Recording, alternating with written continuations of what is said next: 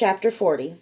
A knock sounded on Vi's door hours later. "It's Sister Ariel. May I come in?" "I can't stop you. There's no lock on the door," Vi said. Sister Ariel came in. She said nothing for a time, staring around the bare room with apparent nostalgia. "What do you want?" Vi asked. "A bit nervous about going to the lecture, huh? Or was it your meeting with Elaine that's got you acting more like a tyrant than a tyro?" Sister Ariel said. "Fucked up," Vi said, sulking, knowing it, hating it, and sulking anyway. "Now they hate me, like always." "They're 12 years old. They don't dare hate you." "Is that supposed to make me feel better?" "I'm not terribly concerned about your feelings, Vi. However, given the difficulties of your case, and that I discovered you, and most of all because I couldn't come up with an excuse quickly enough, I've been put in charge of your tutelage." Vi groaned. "My feelings exactly. First of all, this room is entirely inappropriate for you." "I get a better room?" "You get to share a room. You were given a single in deference to your age. That was a mistake. You're isolated enough as it is. As of this afternoon, you'll have a roommate. In case you're curious, the room will be only slightly larger than this one." Vi pitched back onto the bed. "Now, since you are my responsibility, you'll go to lecture. Now, Elaine will have to wait until later." Vi didn't move. "Do we need to repeat certain lessons we learned on the trail?" Ariel asked. Vi stood quickly.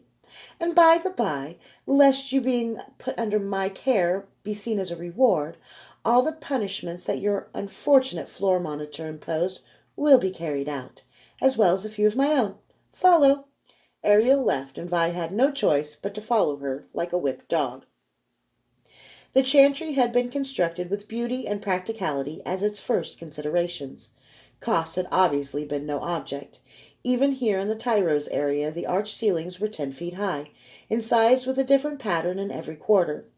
The Tyros occupied the lowest level of the chantry. Those storerooms, archives, and the like lay beneath the waterline. Because it was housed entirely within the giant statue of the Seraph, the interior of the chantry was arranged in circles. Living quarters arrayed along quatrisecting halls, and lecture halls around the outside to take advantage of the sunlight necessary for magic. Though white marble predominated, the Tyros floor didn't feel austere. A castle with so much stone would be cold and dark, but here the floors were warmed to welcome bare feet, and the ceiling itself was luminous. The walls were filled with bright, cheery scenes to comfort girls away from home for the first time. Rabbits, unicorns, cats, dogs, horses, and animals Vi had never seen played together. They were drawn fancifully but exquisitely. Vi touched a painted pink pony curled in sleep next to an impossibly friendly lion. Its eyes opened, and it licked toward her fingers, its pink tongue pressing against the wall, as if it were just on the other side of a glass. Vi yelped and jumped back, clawing at her belt for a dagger that wasn't there. "His name's Pate," Sister Ariel said. "He's one of my favorites. He doesn't wake until noon." "What?" "It's a timepiece. Watch this," Ariel said, stopping outside one of the classrooms. Gently the ceilings pulsed violet, red, yellow, green, and blue in succession as a bell tolled. Seconds later, several hundred girls between 10 and 14 poured into the halls in a flood of noise and motion. Vi saw more curious glances than frightened ones. Apparently the rumors hadn't spread to the entire school yet. She folded her arms and scowled. "Class starts in 5 minutes. Can you read and write?" "Well, of course," Vi said. Her worthless mother had done that much. "Good. I'll collect you at noon. Oh, and Vi, if you have a question during class, raise your hand. Sister Gizadin is a stickler. When called on, stand with your hands behind your back. If you don't, they'll think you're being disrespectful. Oh, and no magic. And remember everything. Lectures are arranged in triads to help with that." "Triads?" Vi asked, but Sister Ariel was already gone. 5 minutes later, Vi was seated in a too-small chair at a too-small desk in the front row of a lecture hall. 3 walls were unadorned white stone. The east wall, however, was as transparent as glass. The late morning sun poured down, bathing Lake Vespucci and the snow-capped mountains beyond in light. The lake was the deepest blue Vi had ever seen, and dozens of fishing boats dotted the surface. Vi barely noticed when her whispering classmates suddenly quieted. A squat sister tut-tutted and the wall shimmered, becoming opaque white like the others in seconds. Without preliminary, Sister Gizadin began. There are 3 reasons glamours should be used sparingly. Anyone? Not a girl made a move. First, glamours are unpredictable. Second, glamours are unnatural. Third, glamours are unappreciated. Unpredictable. First, a glamour may affect only men, or only women, or only children. Second, a glamour may affect some people much more strongly than others. Third, a glamour will attract people according to their own predispositions. It may impart, particularly in men, an overwhelming sexual desire for the caster, or it may impart a slavish servitude when the person finds in you every good thing they could imagine, or it may impart a simple attractiveness and persuasiveness. Unnatural. First, a glamour can operate by exaggerating a quality you already have.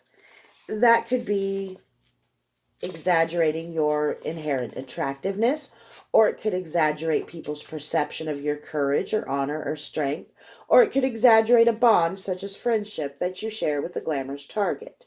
Second, a glamour may feign the attractive features of another person. Third, and most powerfully, a glamour may tap the subject's mind for what he finds most attractive. One man might see the caster was blonde and blue-eyed, whilst the men beside him would swear she was buxom and green-eyed. But this type of glamour is unusual and challenging to use. And obviously, if the 2 men talk after the Magi leaves, they will notice the discrepancy. That leads us to the 3rd reason glamours should be used sparingly. Glamours are unappreciated. First, she stopped, irritated. Viridiana stopped fidgeting. You have a question? What if you can control all that? Vi asked, standing up and putting her arms behind her back, feeling like a child. It's not that hard. All the girls in the class looked at Vi as if they couldn't believe she dared speak. Do you really wish me to believe that you have natural mastery of one of the most difficult relational spells? I didn't say mastery, Vi said defensively. The truth was she was still off kilter. The thought of having to go talk to Elaine hanging over her like a death sentence, which she realized it might actually be. Unless you've actually cast this spell, sit and be silent. Vi paused, then scowled. I have. Oh, pray tell, Sister Gizadin gave a condescending smirk. Fine, bitch. I was fucking this guy and he was having trouble waking the snake, Vi said. Sister Gizadin's eyes went huge. So I kicked in a sex glamour. That usually does it in about 5 seconds. I mean, it's embarrassing. If you use too much, they're done before they get naked. With this one, the glamour did nothing. In your terms, I guess I was exaggerating my natural attractiveness.